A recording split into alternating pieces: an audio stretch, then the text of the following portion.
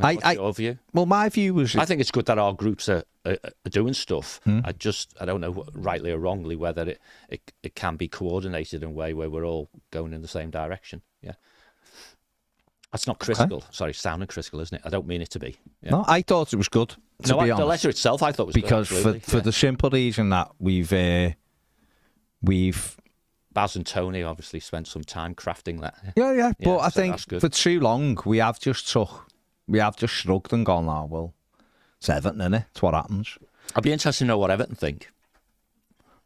I'm sure Everton encouraged it as well, because why wouldn't you? Why wouldn't you? And there was obviously a video going on social media which showed... We should have sent bloody Howard that. Some terrible leg-breaking challenges on Everton players. Not one of them resulted in a red card, and yet we saw our centre-forward being... which is correctly been overturned now. I mean, that took long enough.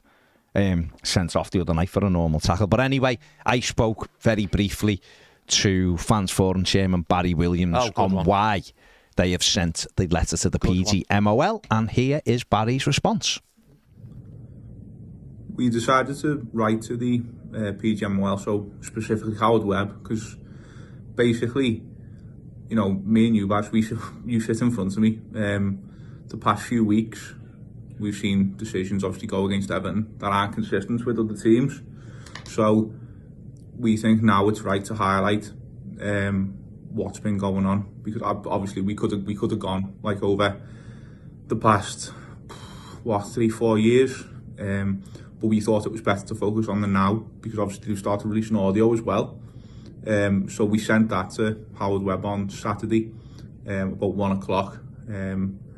And then, to be fair to Howard Webb, he's responded to us. He emailed me yesterday, saying he's acknowledged it, and he's gonna discuss it, you know, with the other referees, and, you know, hopefully come back to us with some feedback. We will give him a bit of time on it.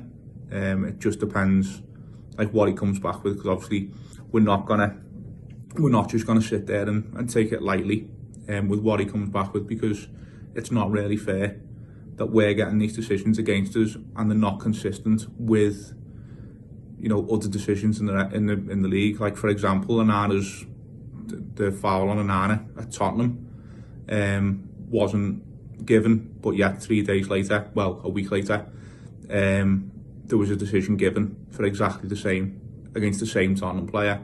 And that's where we feel inconsistencies. Obviously, it's good that Calvert-Lewin's red card's been overturned, but that doesn't cover the bad decision that we've had against us. So we thought, on behalf of the fans, it was right to now write to them.